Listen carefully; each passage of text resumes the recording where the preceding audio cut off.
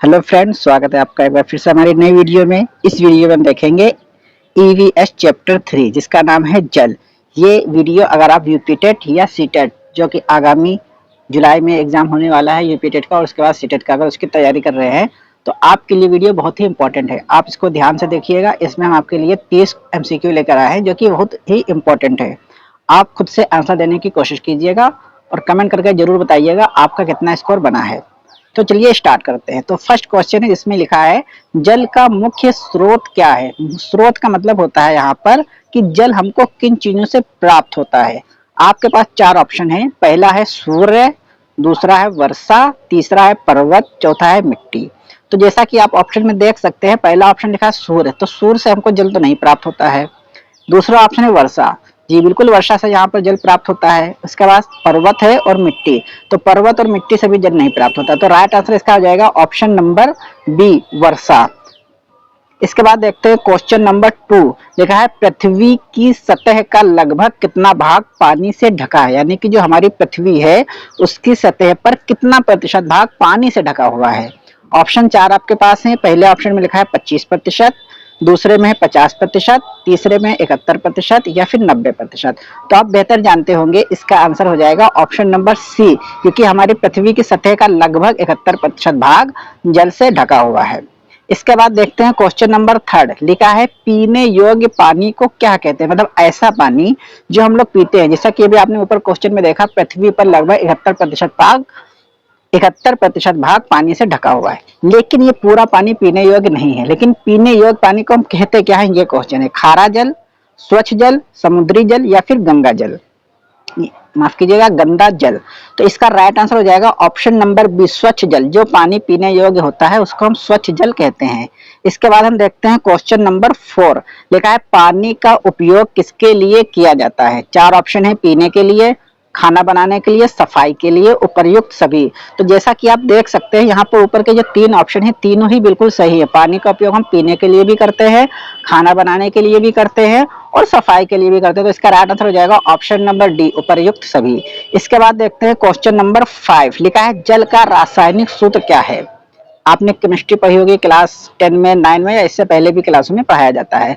तो जल का रासायनिक सूत्र क्या है। CO2, तो ये कार्बन डाइऑक्साइड का होता है। H2O, तो यही जल का सूत्र होता है। इसके बाद देखो O2 मतलब होता है ऑक्सीजन गैस, NaCl मतलब सोडियम क्लोराइड जो कि नमक का सूत्र होता है। तो इसका राइट आंसर हो जाएगा ऑप्शन नंबर बी, H2O। इसके बाद देखते हैं क्वेश्चन नंबर 6। लिखा है पानी का कौन सा रूप ठोस होता है, यानी कि पानी के जो रूप होते हैं, आपने पढ़ा होगा पानी के 3 रूप होते हैं। तो कौन सा रूप ठोस होता है, भाप, बर्फ, वर्षा या फिर ओस। तो आप जानते होंगे भाप जो होती है वो गैस होती है, वर्षा जो होती है वो तो पानी का ही रूप होता है, ओस में भी लगभग पानी ही की बूंदें होती हैं। तो यहाँ पर बर्फ इसका राइट आंसर हो जाएगा, क्योंकि बर्फ जो होता है वो ठोस होता है। तो option number B is right answer. इसके बाद देखते हैं क्वेश्चन नंबर 7। लिखा है पानी को उबालने से क्या होता है। कीटाणु नष्ट हो जाते हैं, पानी गंदा होता है, रंग बदलता है या फिर स्वाद खत्म हो जाता है। तो इसका राइट आंसर हो जाएगा ऑप्शन नंबर ए, कीटाणु नष्ट होते हैं। इसके बाद देखते हैं क्वेश्चन नंबर 8। लिखा है जल संरक्षण क्यों आवश्यक है। अब संरक्षण का मतलब होता है जल को संरक्षित करना, यानी कि उसको बचा के रखना या सुरक्षित रखना। पानी की कमी को रोकने के लिए, समय बिताने के लिए, खेल के लिए या फिर मनोरंजन के लिए। तो इसका राइट आंसर हो जाएगा ऑप्शन नंबर ए, पानी की कमी रोकने के लिए। क्वेश्चन नंबर 9 में लिखा है कौन सा जल पीने योग्य नहीं होता है। नदी का स्वच्छ जल, समुद्र का जल, हैंडपंप का जल या फिर वर्षा जल। तो ध्यान से देखिए, यहाँ पर जो पानी हम पीते हैं, वर्षा का जल ये भी पीते हैं, हैंडपंप का जल ये भी पिया जाता है, समुद्र का जल जो होता है वो नहीं पिया जाता क्योंकि वो खारा होता है, नदी का स्वच्छ जल वो पिया जाता है। तो राइट आंसर हो जाएगा ऑप्शन नंबर बी, क्योंकि पूछ रहा है कौन सा पीने योग्य नहीं है। तो option number B is right answer. Question number 10। लिखा है पानी का कौन सा रूप गैस होता है। तो अभी हमने बताया था ऊपर क्वेश्चन में पानी के 3 रूप होते हैं, तो कौन सा रूप गैस होता है ये बताना है। तो इसका राइट आंसर हो जाएगा ऑप्शन नंबर बी, भाप, क्योंकि जो बर्फ होता है वो ठोस होता है, वर्षा और ओस तो पानी के रूप में ही होती है। तो यहाँ पर राइट आंसर हो जाएगा option number B. Question number 11 में लिखा है वर्षा जल संचयन का उद्देश्य क्या है। जल बचाना, खेलना, खाना बनाना या बिजली बनाना। तो जल संचयन का मतलब होता है जल को बचाना, सेव करना। तो option number A is right answer. Question number 12 में लिखा है पानी को छानने से क्या होता है। पानी जब छाना जाता है तो उससे क्या होता है, गंदगी अलग होती है, पानी सूख जाता है, रंग बदल जाता है या स्वाद खराब होता है। तो ऑप्शन नंबर ए इसका राइट आंसर हो जाएगा, क्योंकि पानी छानने से उसके अंदर की जो गंदगी होती है वो अलग हो जाती है। इसके बाद हम देखते हैं क्वेश्चन नंबर 13, लिखा है शरीर में पानी की कमी से क्या हो सकता है। यानी कि जो हमारी बॉडी होती है, शरीर होती है, अगर उसमें पानी निकल जाए, पानी की कमी हो जाए तो क्या होगा। निर्जलीकरण, मोटापा, खुशी या ताकत बढ़ना। तो ध्यान रखिएगा, एक शब्द यहाँ पे लिखा है ए में, निर्जलीकरण। इसका मतलब होता है कि पानी का निकल जाना। तो पानी की कमी से क्या हो जाता है, निर्जलीकरण, जिसको हम लोग बोलते हैं डिहाइड्रेशन। इसके बाद है क्वेश्चन नंबर 14, लिखा है जल चक्र में कौन सी प्रक्रिया शामिल है। वाष्पीकरण, संघनन, वर्षा या उपयुक्त सभी। तो जल चक्र का मतलब क्या होता है, जिसमें सबसे पहले पानी को हम अगर तालाब या नदी का देखें, भाप बन के ऊपर जाता है, फिर संघनन होकर फिर से बारिश हो जाती है तो वर्षा होती है। तो इसमें क्या हो जाएगा, जल चक्र में उपर्युक्त सभी हो जाएगा राइट आंसर। क्वेश्चन नंबर 15 में लिखा है पानी का रंग कैसा होता है। तो आप जानते होंगे पानी का रंग कुछ भी नहीं होता है, तो इसका हो जाएगा ऑप्शन नंबर सी, रंगहीन। क्वेश्चन नंबर 16 में लिखा है पानी की बचत कैसे की जा सकती है। नल बंद करके, वर्षा जल संग्रह करके, पानी का सही उपयोग करके या फिर उपयोग सभी। तो इसके तीनों ही ऑप्शन सही। अगर हम नल को सही से यूज करने के बाद में बंद कर दें तो पानी से क्या हो जाएगा, बचत हो जाएगी। वर्षा जल अगर संग्रह कर ले, इकट्ठा कर लें, इससे भी पानी की बचत होगी, या फिर उसका सही से उपयोग करें तो उपयुक्त सभी is right answer.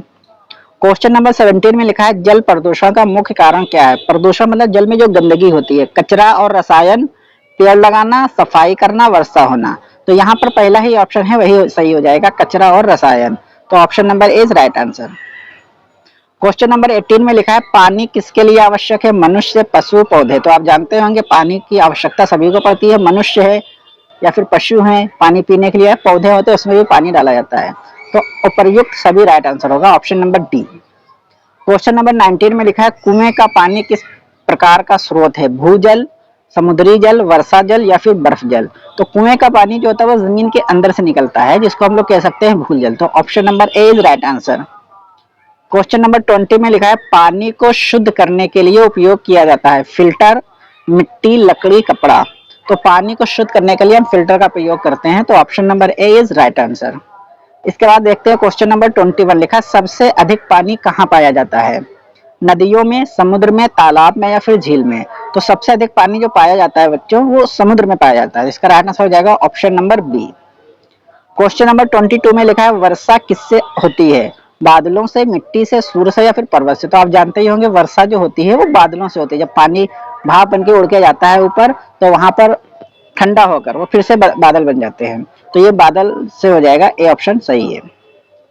Question number 23 में लिखा है जल संरक्षण दिवस कब मनाया जाता है। बहुत ही इंपॉर्टेंट क्वेश्चन है, आप इसको ध्यान रखिएगा। जल संरक्षण दिवस कब मनाया जाता है। तो इसका राइट आंसर हो जाएगा ऑप्शन नंबर ए, 22 मार्च। जल संरक्षण दिवस 22 मार्च को मनाया जाता है।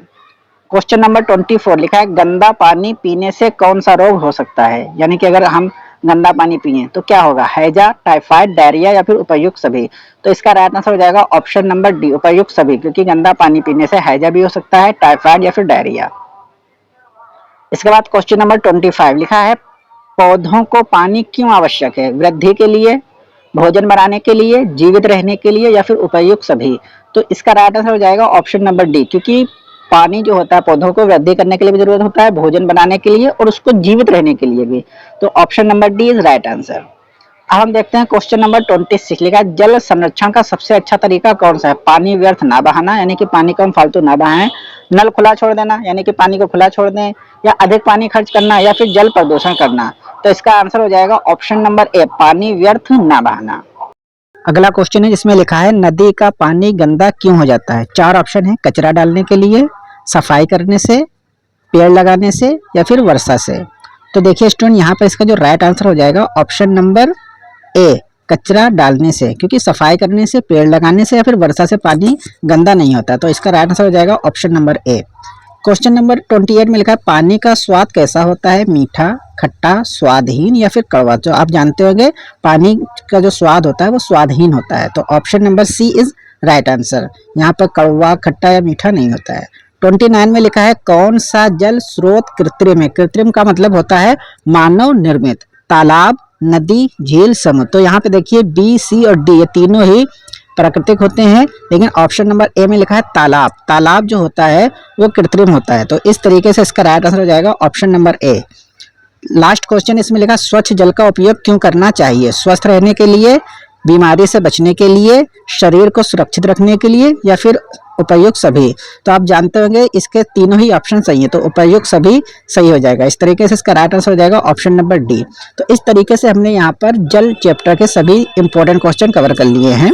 अगर आपको वीडियो अच्छी लगी तो इसको लाइक कर दीजिएगा और इसी तरीके के वीडियो देखने के लिए हमारे चैनल को सब्सक्राइब कर दीजिएगा। हम आपके लिए इसी तरीके से डेली चैप्टर वाइज MCQ लेकर आते हैं। Thank you.